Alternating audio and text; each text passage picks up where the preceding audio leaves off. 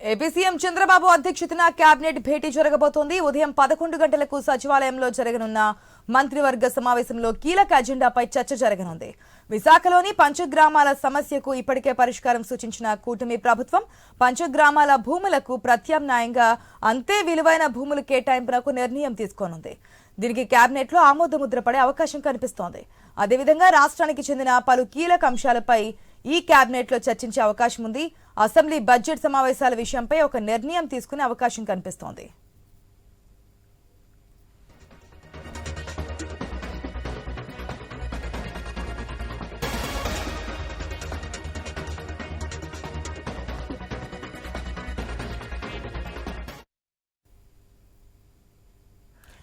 AP CM Chandrababu అధ్యక్షతన cabinet భేటీ జరగబోతుంది. దీనికి సంబంధించి మరిన్ని అప్డేట్స్ మా ప్రతినిధి హరీష్ ద్వారా తెలుసుకుందాం. హరీష్, ఈ రోజు జరిగే కేబినెట్ మీటింగ్ లో చాలా విషయాలు చర్చించబోతున్నట్టు తెలుస్తోంది. డీటెయిల్స్ ఏంటి? మరి కాసేపట్లో ముఖ్యమంత్రి నారా చంద్రబాబు నాయుడు అధ్యక్షతన ఏపీ కేబినెట్కి సంబంధించినటువంటి సమావేశం ప్రారంభం కాబోతుంది. ఇందులో భాగంగానే ప్రధానంగా ఎస్ఐపిబికి సంబంధించినటువంటి ప్రతిపాదనలకి కేబినెట్లో ఆమోదం తెలిపేటువంటి అవకాశం కనిపిస్తుంది. ప్రధానంగా ఇన్వెస్ట్మెంట్ సంబంధించి పారిశ్రామికలకు సంబంధించినటువంటి అంశాలకు సంబంధించినటువంటి వ్యవహారాలపైన కూడా కేబినెట్లో కీలకంగా చర్చించేటువంటి సిచ్యువేషన్ కనిపిస్తుంది. ఎందుకంటే రాష్ట్రానికి సంబంధించినంతవరకు కూడా కూటమి ప్రభుత్వం అధికారంలోకి వచ్చిన తర్వాత పెట్టుబడులకు సంబంధించినటువంటి అంశాలు, పారిశ్రామిక అభివృద్ధికి సంబంధించినటువంటి అంశాలపైన ఎక్కువగా ఫోకస్ పెట్టినటువంటి నేపథ్యంలో ఎస్ఐపిబికి సంబంధించినటువంటి కీలకమైనటువంటి అజెండాలో ఉన్నటువంటి అంశాలకు సంబంధించినటువంటి వ్యవహారాలపైన కేబినెట్కి సంబంధించినటువంటి సమావేశంలో చర్చ జరిగేటువంటి సిచ్యువేషన్ కనిపిస్తుంది. ఇక వీటితో పాటుగా దాదాపుగా 44,776 కోట్ల రూపాయలకు సంబంధించినటువంటి వివిధ ప్రాంతాల్లో పరిశ్రమల ఏర్పాటుకి సంబంధించినటువంటి ప్రతిపాదనలపైన కూడా రాష్ట్ర ప్రభుత్వం కీలకమైనటువంటి నిర్ణయం తీసుకుంది. దీనిపైన కూడా కేబినెట్లో ముఖ్యమంత్రి మంత్రులకు వివరించేటువంటి అవకాశం కనిపిస్తుంది. ఎందుకంటే కేబినెట్కి సంబంధించినటువంటి సమావేశం పరిశ్రమలకు సంబంధించినటువంటి అంశాలపైన కూడా ప్రత్యేకమైనటువంటి ఫోకస్ పెట్టినటువంటి సిచ్యువేషన్ కనిపిస్తున్నటువంటి నేపథ్యంలో ఈ వ్యవహారాలపైన ఎక్కువగా ప్రభుత్వం దృష్టి సారించింది. వీటితో పాటుగా పంపుడు స్టోరేజ్ అదేవిధంగా సౌర పవన విద్యుత్తుకు సంబంధించినటువంటి ఉత్పత్తులకు సంబంధించినటువంటి ప్రాజెక్ట్స్కి ఎక్కువగా ప్రాధాన్యత ఇచ్చేటువంటి అవకాశం కనిపిస్తుంది. ఎందుకంటే ఇప్పటికే ముఖ్యమంత్రి అనేక సార్లు చెప్పారు, గ్రీన్ ఎనర్జీకి సంబంధించినటువంటి ప్రాజెక్ట్స్కి సంబంధించినటువంటి అంశాలకు సంబంధించినటువంటి వ్యవహారాలపైన దేశవ్యాప్తంగా ఉన్నటువంటి డిమాండ్ని దృష్టిలో పెట్టుకుని గ్రీన్ ఎనర్జీకి సంబంధించినటువంటి ప్రాజెక్ట్స్కి ఎక్కువగా ప్రాధాన్యత ఇచ్చేటువంటి అవకాశం కనిపిస్తుంది. అందులో భాగంగానే ఈ ప్రాజెక్ట్స్కి సంబంధించినటువంటి అంశాలపైన కూడా ముఖ్యమంత్రికి సంబంధించినటువంటి కేబినెట్కి సంబంధించినటువంటి సమావేశంలో చర్చ జరిగేటువంటి సిచ్యువేషన్ కనిపిస్తుంది. ఇక వీటితో పాటు ఫిబ్రవరి 1 నుంచి రాష్ట్రంలో అమలవుతున్నటువంటి రిజిస్ట్రేషన్కి సంబంధించినటువంటి ఛార్జెస్ ఏవైతే రిజిస్ట్రేషన్కి సంబంధించినటువంటి ఛార్జెస్కి సంబంధించినటువంటి ప్రతిపాదనకు కూడా కేబినెట్లో ఆమోదం లభించేటువంటి అవకాశం ఉంది. అయితే ఇప్పటికే రిజిస్ట్రేషన్కి సంబంధించినటువంటి ఛార్జెస్ అన్ని కూడా పెంచి అమలు చేస్తున్నటువంటి సిచ్యువేషన్ మనం చూసాం. వీటికి అధికారికంగా ఆమోద ముద్ర లభించేటువంటి అవకాశం కనిపిస్తుంది. ఎందుకంటే దీని ద్వారా ప్రభుత్వానికి పెద్ద ఎత్తున ఆదాయం లభించడం,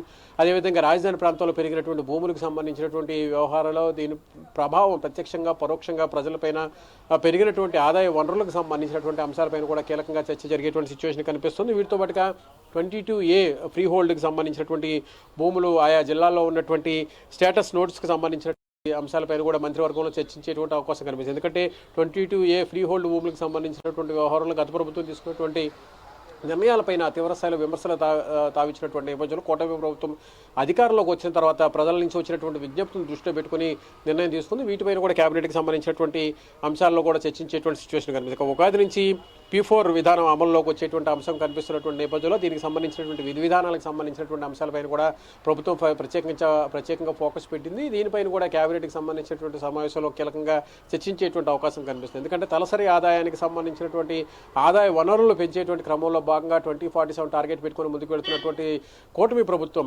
P4కి సంబంధించినటువంటి అంశాలని చాలా కీలకంగా భావిస్తుంది. అందులో భాగంగానే P4కి సంబంధించినటువంటి విధి విధానాలకు సంబంధించినటువంటి అంశాలు, ఉగాది నుంచి ఆరంభమయ్యేటువంటి ప్రాజెక్ట్స్కి సంబంధించినటువంటి అంశాలపైన కూడా చర్చించేటువంటి అవకాశం కనిపిస్తుంది. ఇక ఉన్నత విద్యా మండలికి సంబంధించినంత వరకు కూడా ప్రత్యేకంగా ఒక కమిషనరేట్ని ఏర్పాటు చేయాలన్నటువంటి ఒక ప్రతిపాదన ఉంది. వాటిపైన కూడా కేబినెట్కి సంబంధించినటువంటి సమావేశంలో చర్చించేటువంటి అవకాశం కనిపిస్తుంది. ఇక వీటితో పాటు సాంకేతిక విద్య, ఐసెట్కి సంబంధించి, అదేవిధంగా లాసెట్కి సంబంధించినటువంటి పరీక్షల నిర్వహణకు సంబంధించినటువంటి ప్రతిపాదనకు సంబంధించినటువంటి అంశాలపైన కూడా కేబినెట్లో చర్చించేటువంటి సిచ్యువేషన్ మనకు కనిపిస్తుంది. వీటితో పాటు అసెంబ్లీ బడ్జెట్కి సంబంధించినటువంటి అంశాలపైన కూడా కేబినెట్లో చర్చకు వచ్చేటువంటి అవకాశం కనిపిస్తుంది. ఎందుకంటే బడ్జెట్ సమావేశాల్లో ఆర్థిక అంశాలకు సంబంధించినటువంటి వ్యవహారాలు, భవిష్యత్ కార్యాచరణకు సంబంధించినటువంటి అంశాలు ఎలా ఉండబోతున్నాయి, వీటికి సంబంధించి క్యాబినెట్లో పెట్టేటువంటి ప్రతిపాదనలు, ఆ ప్రతిపాదనలకు సంబంధించినటువంటి అంశాలపైన రాబోయేటువంటి రోజుల్లో అనుసరించేటువంటి విధానాలు, ఆర్థిక విధానాలకు సంబంధించినటువంటి అంశాలపైన కూడా క్యాబినెట్లో కీలకంగా చర్చించేటువంటి సిచ్యువేషన్ కనిపిస్తుంది. ఇక వీటితో పాటు అత్యంత కీలకమైనటువంటి పోలవరం ప్రాజెక్టుకి సంబంధించి పునరావాస కేంద్రాలకు సంబంధించినటువంటి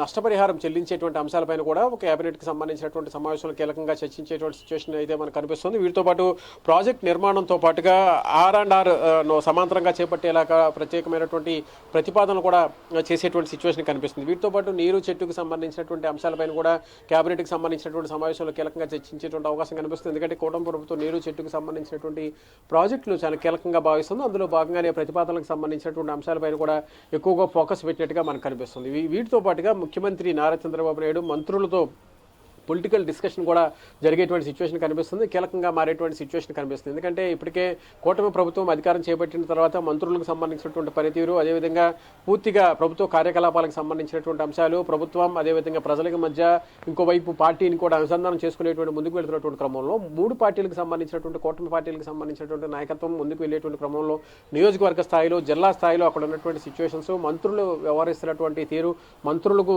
ఆయా శాఖల పైన ఉన్నటువంటి పట్టు, వాళ్ళకి సంబంధించి స్టడీ చేసేటువంటి అంశాలపైన కూడా ముఖ్యమంత్రి ఇప్పటికే అనేకసార్లు మంత్రులకు కూడా సూచనలు, సలహాలు ఇచ్చారు. అదేవిధంగా కొంతమంది మంత్రులు అసంతృప్తిగా ఉండటం, వారికి సంబంధించినటువంటి పనితీరు, క్యాబినెట్కి సంబంధించినటువంటి అంశాలపైన ఎక్కువగా ఇంట్రెస్ట్ చూపించలేనటువంటి సిచ్యువేషన్, శాఖల మీద కమాండింగ్ లేనటువంటి సిచ్యువేషన్ ఉన్నటువంటి నేపథ్యంలో వాళ్ళకు కూడా గతంలో అనేకసార్లు ముఖ్యమంత్రి హితబోధం చేసినటువంటి సిచ్యువేషన్ కనిపిస్తుంది. ఎందుకంటే శాఖలపైన పూర్తిగా మంత్రికి పట్టు ఉంటే కానీ అక్కడ కార్యకలాపాలకు సంబంధించి ప్రభుత్వం అందించేటువంటి పథకాలకు సంబంధించినటువంటి అంశాలు కావచ్చు, పరిపాలనకు సంబంధించినటువంటి అంశాలు కావచ్చు, అధికారులతో పనిచేయించుకునేటువంటి విధానం కావచ్చు, వీటన్నిటిపైన కూడా మంత్రులకి పూర్తిగా కమాండ్ ఉండాలన్నటువంటి ఒక అభిప్రాయం ముఖ్యమంత్రి పలుసార్లు వ్యక్తం చేశారు. ఇదే విషయాన్ని మంత్రులు కూడా నేరుగా ఆయన తెలియజేసినటువంటి సిచ్యువేషన్ ఉంది. ఇందులో భాగంగానే ర్యాంకింగ్ విధానాన్ని కూడా అమలులోకి తీసుకొచ్చినటువంటి సిచ్యువేషన్ మనం చూసాం. అయితే దీనిపైన పూర్తిగా క్లారిటీ ఇంకా ఇవ్వాల్సినటువంటి సిచ్యువేషన్ ఉంది. సో ఇప్పుడు మంత్రులకు సంబంధించినటువంటి శాఖలకు సంబంధించినటువంటి పనితీరు ఒక ఎత్తు అయితే కనుక, జిల్లాల్లో కూటమి పార్టీలకు సంబంధించినటువంటి విధి విధానాలకు సంబంధించినటువంటి అంశాలు, పార్టీలు కలుపుకొని ముందుకు వెళ్ళేటువంటి క్రమంలో వస్తున్నటువంటి విమర్శలకు సంబంధించినటువంటి అంశాలు, ఆ విమర్శలను ఏ స్థాయిలో మంత్రి తిప్పికొడుతున్నారు, బాధ్యతగా మంత్రి ఏ స్థాయిలో పనిచేస్తున్నారు, కూటమి పార్టీలకి ఎంత మేర న్యాయం చేసే విధంగా, కలుపుకొని వెళ్లే విధంగా, సమన్వయం చేసుకునే విధంగా చొరవ తీసుకుని ముందుకు వెళుతున్నారు అనేటువంటి విషయాలను కూడా ముఖ్యమంత్రి ఎప్పటికప్పుడు మంత్రులకి సలహాలు, సూచనలు ఇస్తున్నటువంటి సిచ్యువేషన్ కనిపించింది. ఇక వీటికి సంబంధించినటువంటి అంశాలపైన ఎక్కువగా ఫోకస్ పెట్టినటువంటి సిచ్యువేషన్ కనిపిస్తున్నటువంటి నేపథ్యంలో పొలిటికల్ డిస్కషన్స్లో కూడా రాబోయేటువంటి రోజుల్లో కూటమి పార్టీలకు సంబంధించి సూపర్ 6 పథకాలకు సంబంధించినటువంటి అమలు ఏదైతే జరిగిందో ఆ అమలుకు జరిగిన అంశాలకు సంబంధించినటువంటి వ్యవహారాలపైన కూడా కీలకంగా చర్చ జరిగేటువంటి సిచ్యువేషన్ మనకు కనిపిస్తుంది. ఎందుకంటే కూటమి పార్టీలు కలుపుకొని ముందుకు వెళ్తున్నటువంటి క్రమంలో అటు జిల్లా స్థాయిలో కావచ్చు, రాష్ట్ర వ్యాప్తంగా వస్తున్నటువంటి విమర్శలకు సంబంధించి, సూపర్ 6కి సంబంధించినటువంటి పథకాలకు సంబంధించినటువంటి అంశాలు, వాటికి అమలుకు సంబంధించినటువంటి విధి విధానాలు, ఇక వీటిపైన రాబోయేటువంటి రోజులు అనుసరించేటువంటి అంశాలకు సంబంధించినటువంటి వ్యవహారాలపైన కూడా ఇప్పుడు జరుగుతున్నటువంటి క్యాబినెట్కి సంబంధించినటువంటి సమావేశంలో మనకి పూర్తిగా చర్చకు వచ్చేటువంటి సిచ్యువేషన్ అయితే మనకు కనిపిస్తుంది. ఆశ. Right Harish, thanks for the update.